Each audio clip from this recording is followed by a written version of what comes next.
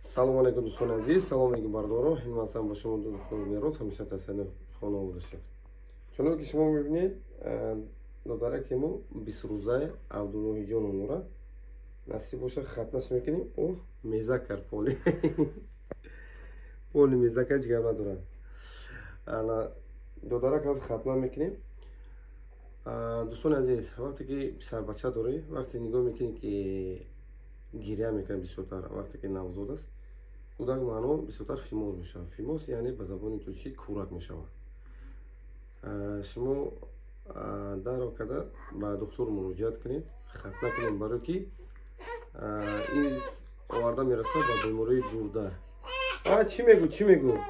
номерои мо 115 390 32 68 занг бизанед. Ҳамеша тансият хонум бошед.